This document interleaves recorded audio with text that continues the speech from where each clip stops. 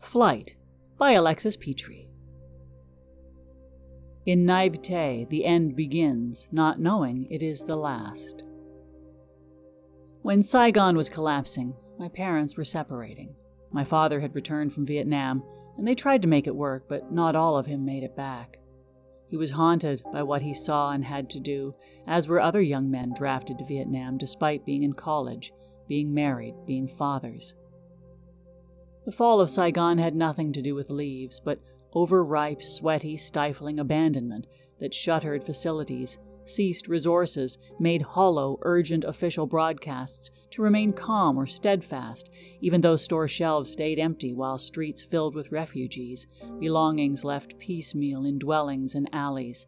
Soldiers, civil servants, allies clutched their solid-state transistor radios awaiting the signal to evacuate, while on the U.S. Embassy roof, powerful men swaggered and prepared for flight.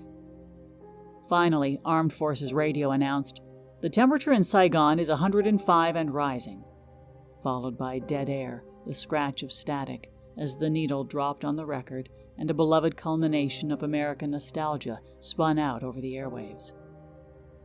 "I'm dreaming of a white Christmas."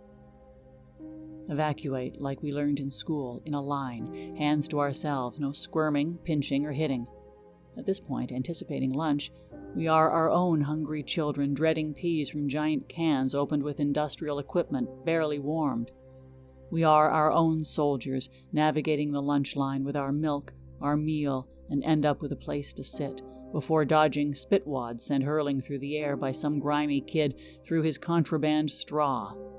If fortunate, lunchrooms and playgrounds were our first battlefields. Just like the ones I used to know. Evacuate like we presume the words to the song flowed from Irving Berlin's pen as he sat in a desert hotel, the temperature rising, his thoughts rising about what we grip tightest, writing the best-selling song of all time. On the surface, a song about a blanket of snow. Underneath, a song that pounds pure primal nostalgia, a fantasy about home and childhood that we crave and never had. Berlin's memory of life before 5, watching as hungry flames of hatred devoured his family's home during an Imperial Russia pogrom. Where the treetops glisten. Evacuate while Saigon collapsed. Military aid ceased. Thousands climbed iron fences, scaled concrete walls, did things they didn't know how to do as panic grabbed Saigon by the neck, squeezing with its red grip and threat of hard labor. Armed Forces Radio kept playing the song as Marines flew helicopters back and forth, pulling people off the roof of the U.S. Embassy, friendships and families made by war, their eyes sting from an aroma of certain death in the frequent wind that blows from each chopper's blades. Inhabit like my father and thousands others who still fight the Vietnam War from their own rooftops. His line is desperate, unyielding, as sweat runs down his face, pools in his ears, drips from his nose, soaks his soul.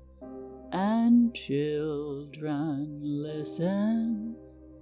Children waited to be lifted from the roof, evacuating like they might have learned from a lifetime of war. To keep their hands to themselves, no squirming, pinching, hitting. They aren't listening for sleigh bells, have no nostalgia for snow at this point. They long to be lifted out of terror, their thin hands straining to hold on with enough force, leaving everything they know behind, hoping to end up with a place to sit or stand, with family who would look out for them. A song that asks if we fought for something we never quite knew.